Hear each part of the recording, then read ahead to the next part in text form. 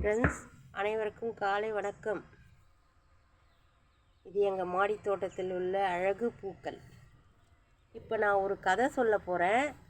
அது உண்மையான தெய்வீக கதை. அது ஆண்டவன் அருள். இதை கேளுங்க, உங்களுக்கு கிடைக்கும். இது போல் இருங்க.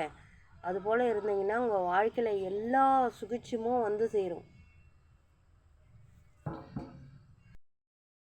ஒருத்தங்க எனக்கு தெரிஞ்சவங்க, அவங்க வீட்டில் ஒரு குலதெய்வம் கும்பிடுறாங்களாம். அந்த குலதெய்வம் பங்காளிங்க, சொந்த பந்தவங்க, அவங்க குடும்பத்தோடு அவங்க குலதெய்வம் கும்பிடும்போது கரெக்டாக கும்பிட்டுட்டு வராங்க. அப்படி கும்பிட்டுட்டு வர்ற சூழலில் ஒரு குடும்பத்தில் இருக்கிறவங்களோட அக்காவோ அவங்க தங்கச்சி அவங்க குழந்த பிறக்கிறதுக்காக தன்னோட வீட்டுக்கு வந்திருக்குறாங்க. அம்மா வீட்டுக்கு வந்திருக்காங்க. அங்கே இருக்கிறவங்க அதாவது அந்த உறவினர் யாரும் அவங்கள சரியாக கவனிக்கலை. சரியான சாப்பாடு போடல, சரியாக கவனிக்கலை. அந்த மாதிரி இருக்கிற சூழலில் இவங்க ரொம்ப கஷ்டப்பட்டு இவங்க நம்மளை பார்த்துக்கலையேன்னு வருத்தம் தாங்க முடியாமல் இவங்க போயிட்டு கிணத்துல குதிச்சிட்ருக்காங்க. கிணத்துல குதித்து தற்கொலை செஞ்சிட்ருக்காங்க அவங்க. அப்புறமா அவங்க அண்ணன் இருக்கிறார் இல்லையா, அவர் வந்திருக்காரு. என் தங்கச்சி எங்கன்னு கேட்டால் அவங்க யாரும் சரியான பதில் சொல்ல முடியாமல் இருக்கும்போது கிணத்துல குதிச்சது தெரிய வந்தது. என் தங்கச்சிக்கு சீர் செஞ்சு அவங்களுக்கு தேவையானது எதுவும் செய்யாத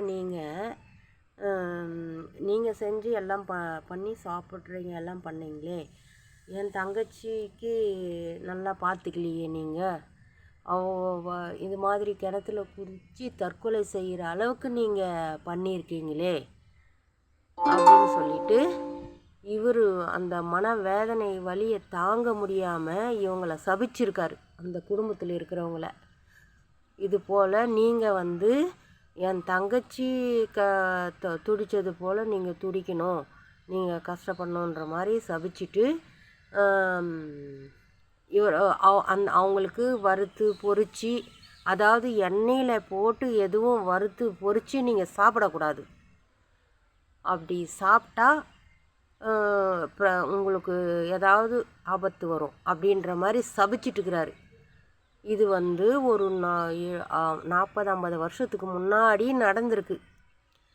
இது மாதிரி சபிச்சதுனால இன்றைக்கும் ஒரு தெய்வீகமாக அந்த கடவுளை கும்பிட்றவங்க இன்றைக்கி பொழுது வரைக்கும் அவங்க சொன்னாங்க இல்லையா, ஒரு சமையல் செஞ்சால் வறுக்கக்கூடாது, பொரிக்கக்கூடாது, வடை செய்யக்கூடாது, பூரி செய்யக்கூடாது, இது மாதிரி வறுத்து பொரித்து எண்ணெயில் செய்கிற எதுவுமே அவங்க செஞ்சு சாப்பிடக்கூடாது. இது மாதிரி அவர் சாபம் விட்டுருக்காரு. இது மாதிரி சாபம் விட்டுட்டு அவரும் போய் அதே கணத்திலே வீழ்ந்து அவரும் தெய்வமாக ஆயிட்டார். அவரும் போயிட்டார்.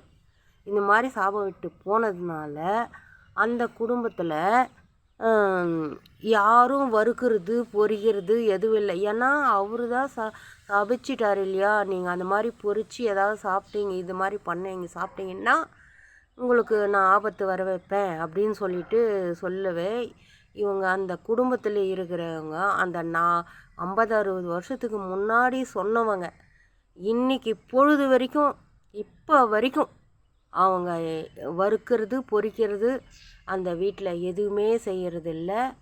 ஏதாவது செய்யணுன்னா கூட ஒரு ஆள் வச்சு தான் அவங்க செஞ்சு சாப்பிட்றாங்க.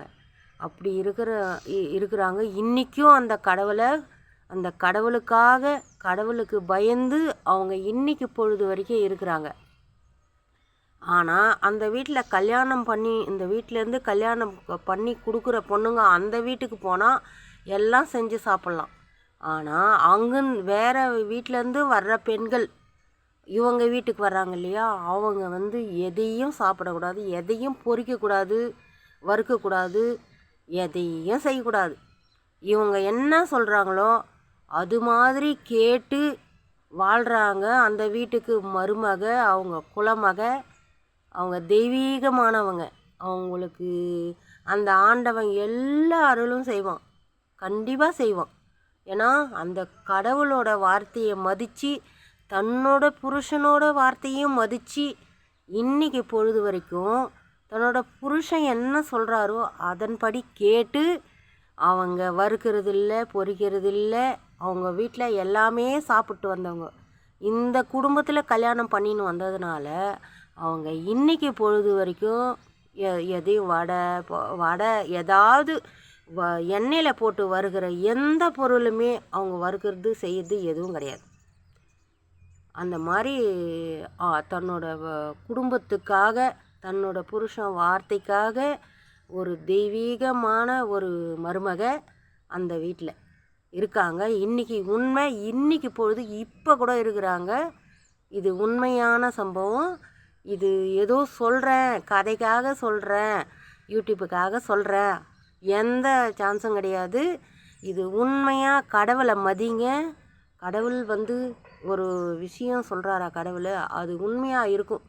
அந்த வீட்டில் இவங்க இதெல்லாம் செய்ய வேண்டியதானே இது மாதிரி அவங்க விட்டு போனாங்க. அவங்க எவ்வளோ வயிறு எரிஞ்சு போயிருப்பாங்க. தன்னோட தங்கச்சிக்கு இந்த கொடுமை நடந்ததே அப்படின்னு சொல்லிட்டு எவ்வளோ பெரிய தெய்வீகமான அண்ணன் அவர். அது சொல்லுங்கள்.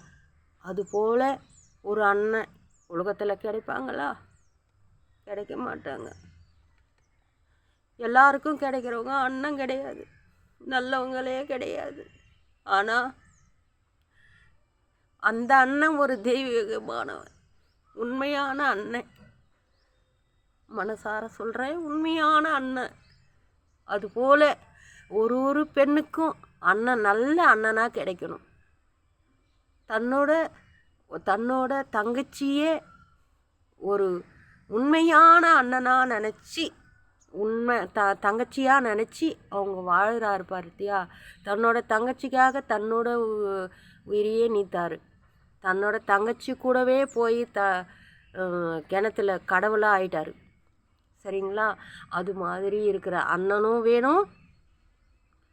இது மாதிரி இருக்கிற ஒரு புருஷனுக்கு ஒரு பொண்டாட்டியும் ஒய்ஃபும் வேணும். சரிங்களா? ஒரு பெண்ணும் நீங்கள் தன்னோட புருஷன்தான் உலகம், வாழ்க்கை, என்னை போல் வாழ்ந்து காட்டுங்க. தன்னோட புருஷன்தான் உலகம்னு இன்றைக்கி பொழுது வரைக்கும் நான் வாழ்ந்து காட்டுறேன். அதுபோல் நீங்களும் வாழ்ந்து காட்டுங்க. அதுபோல் நீங்கள் அந்த ஒரு இப்போ இருக்கிற ரியலாக இன்றைக்கி லைவில் இருக்கிறாங்க ஒரு அம்மா. அவங்க தன்னோட புருஷன் சொன்னதை தான் கேட்டு இன்றைக்கி வரைக்கும் நடக்கிறாங்க. அவங்க என்ன சாப்பிட்றாங்களோ அதை தான் சாப்பிட்றாங்க, அவங்க என்ன சொல்கிறாங்களோ அதை தான் கேட்குறாங்க. இதுதான் உண்மை. அந்த கடவுளை மதித்து அவங்க அந்த கடவுளை மதிக்க வேண்டியதானே. இன்றைக்கி அவங்க இன்றைக்கி பொழுது ஏதோ பிரச்சனை வந்துடும், நம்ம புருஷன் சொல்கிறது உண்மைன்னு கேட்டு நடக்கிற ஒரு உண்மையான உறவு யாருன்னா அந்த அந்த குலமகளாக வந்த தெய்வீகமான ஒரு பொண்ணு. அவங்க கடைப்பிடிக்க வேண்டியதான் அந்த அந்த குலதெய்வமே அந்த அம்மாவை இந்த வீட்டுக்கு அனுப்பியிருக்கு. இவங்க தான் நீ சொல்கிறத கேட்டு நடக்கிறவங்க. அவங்க புண்ணியம் செய்யவே அந்த மாதிரி ஒரு மருமக அந்த வீட்டுக்கு வந்திருக்கிறா. அந்த பொண்ணு இன்னைக்கு பொழுது வரைக்கும் தன்னோட புருஷன் பேச்சு கேட்டு இன்றைக்கி பொழுது வரைக்கும் வறுக்கிறதில்ல, வடை செய்கிறதில்ல, தவா மேலே போட்டு எதையும் வறுத்து சாப்பிட்றதில்ல, எண்ணெய் போட்டு எதுவும் வறுக்கிறது கிடையாது. இந்த மாதிரி எல்லாம் எதுவும் செய்கிறது கிடையாது. இது மாதிரியே அவங்க வீட்டுங்களில் இன்றைக்கி பொழுதுக்கு நடக்கிறாங்க. நீங்கள் இது ஒரு கதையாக நினைக்காதீங்க, ரியல் சம்பவம் இது.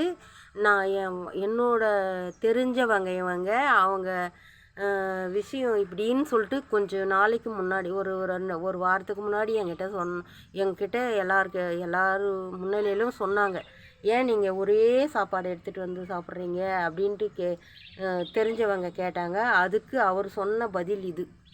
நாங்கள் இப்படி ஒரு சாப்பிடும் சார், இந்த மாதிரி சாப்பிடக்கூடாது, வறுக்கக்கூடாது, பொரிக்கக்கூடாது, நாங்கள் எதுவும் சாப்பிடக்கூடாது, அந்த மாதிரி எண்ணெயில் போட்டதெல்லாம் எதையும் வச்சு சாப்பிடக்கூடாது. அப்படி உங்களுக்கு செய்யணுன்னு ஆசைப்பட்டால் ஒரு ஆள் வச்சு அவங்க வந்து செஞ்சாதான் இவங்களா வந்து அந்த அந்த மாதிரி உணவை செஞ்சு சாப்பிட மாட்டாங்களாம். அது மாதிரி சொல்கிறாங்க. இவங்களே அந்த மருமகளும் அதை செய்ய மாட்டாங்க. அவங்க சொன்னதை கேட்டு இன்னைக்கு பொழுது வரைக்கும் இருக்கிறாங்க. நல்லா வாழணும்னு ஆண்டவனை நான் பிரார்த்திக்கிறேன். அந்த கடவுள் அவர் சபிச்சுட்டு போனார். அவர் கூட சொல்கிறேன் நான், அவங்க வந்து தெரியாமல் செய்கிற தப்பையும் அந்த கடவுள் மன்னிக்கணும். அந்த சாமி மன்னிச்சு அவங்களுக்கு கண்டிப்பாக அந்த பாவ விமோச்சனம் அந்த குடும்பத்துக்கு தரணும். அவங்க நல்லா இருக்கணும். அவங்க எல்லா விதமான சமையலும் செஞ்சு சாப்பிட்டாலும் அந்த தெய்வம் வந்து எந்த ஒரு பனிஷ்மெண்ட்டும் அந்த குடும்பத்துக்கு தரக்கூடாது. இது மாதிரி தரணும்னு நான் உண்மையாக மனசார வேண்டி கேட்டுக்கிறேன். இது ஆண்டவனை நான் உலகத்தில் கடவுள் இருக்குன்னா அந்த கடவுள் வந்து அவங்க குடும்பத்துக்கு அருள் செய்யட்டும். அவங்க எல்லா நலமும் வளமும் பெற்று சந்தோஷமாக வாழட்டும். இந்த விஷயத்தை ஒரு பெண்ணும் கடைப்பிடிங்க. ஒரு வீட்லேயும் ஒருத்தருக்கு ஒருத்தர் ஒத்துழைச்சி சந்தர்ப்ப சூழலுக்காக தானே நம்ம புருஷன் சொல்கிறாங்க அப்படின்றத அந்த பொண்ணு புரிஞ்சுக்கின்னு இன்றைக்கி பொழுது வரைக்கும் வறுக்காமல் பொறிக்காமல் இன்றைக்கி பொழுது லைவில் இன்றைக்கி இந்த நிமிஷம் வரைக்கும் நடக்கிறாங்க. அவங்க உண்மையான பத்தினி உத்தமி நல்லவங்க. அவங்க வாழணும். நீங்கள் எல்லோரும் சேர்ந்து அவங்க குடும்பம் வாழட்டும்ன்ட்டு வாழ்த்துங்க. Thank you friends. இது உண்மையான சம்பவம், பொய்யானது கிடையாது. இதை கேட்டு நீங்கள் இது போல் வாழ பழகிக்கோங்க. ஒருத்தருக்கு ஒருத்தர் விட்டு கொடுத்து வாழுங்க. நல்லவங்களாக வாழ்ந்து காட்டுங்க. எல்லாருக்கும் எல்லா நன்மையும் வரட்டும். Thank you friends.